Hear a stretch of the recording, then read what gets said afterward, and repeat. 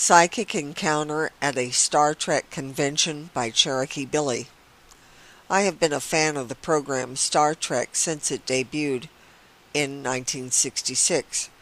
I was delighted when they came out with an updated program in 1988 called Star Trek The Next Generation. I was really intrigued by a character on this program that was called Q, and portrayed by the actor John Delancey. His character Q had almost omnipotent powers, and he continually used the Time Space Continuum for his amusement to bounce around from universe to universe and to plague others that he found amusing, such as humans. In fact, he said he belonged to the Q Continuum, which was far advanced from human beings. Whenever his character appeared on this program, I felt a lot of spiritual messages were coming through about what we can truly do if we grasp this concept and truly understand quantum physics. We can change and go anywhere we want once we truly master this. Of course, I was not thinking in terms of being mischievous or threatening like the character Q, just the fact that we really are unlimited if we can allow ourselves to be that free. In 1990, at the Airport Hilton Hotel in Los Angeles, they were holding one of the largest Star Trek conventions ever at that time. I saw that one of the guest speakers would be John Delancey and decided I had to go. It was going to be wonderful because I bought a premium ticket where I had front seating to listen to all of the speakers.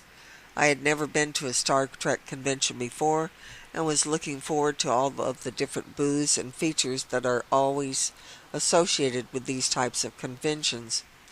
Upon arrival, I was given a program that announced what time the different speakers would be appearing.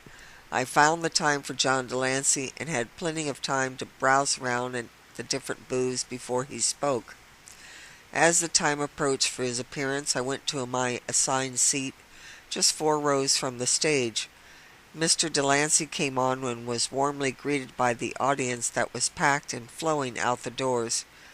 He has such a charismatic speaker, and I was really enjoying what he was talking about, his acting career and the privilege of playing the character Q.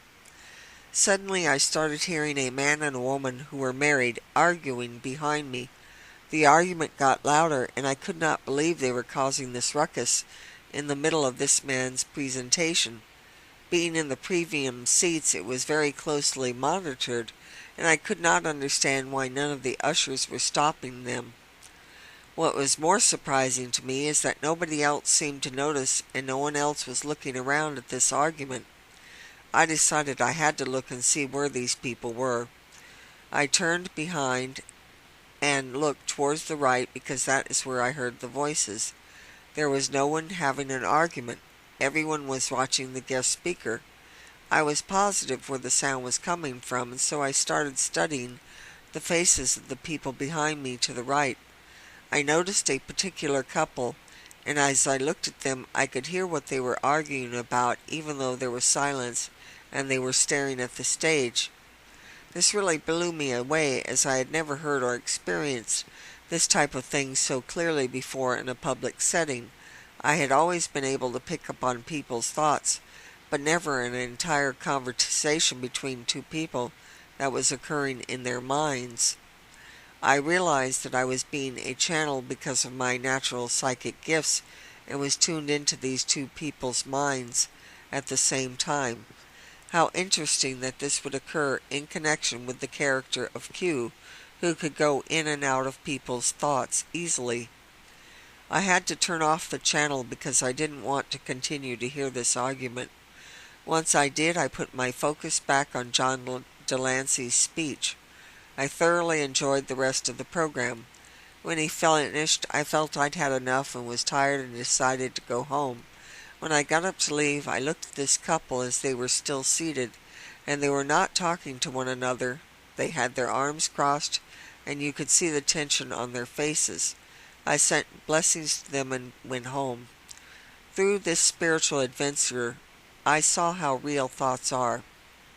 I know that you have been told many times that your thoughts can influence your life, but I was able to experience someone else's thoughts and realize that their negative thoughts were influencing others without their knowledge. Perhaps this little story will help you understand how real thoughts are. Without thoughts, think of all the things that we would not have in this world, such as electricity, automobiles, and even computers. These are some of the ways thoughts can be used in a positive way. Monitor your thoughts and pay attention, because you could be sending thoughts out to people, entities, or other life forms.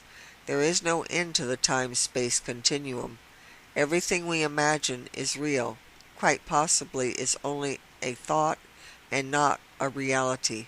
Think about it. If you need help on tuning into your thoughts or need to know the thoughts of someone else, contact me, Cherokee Billy. Many blessings.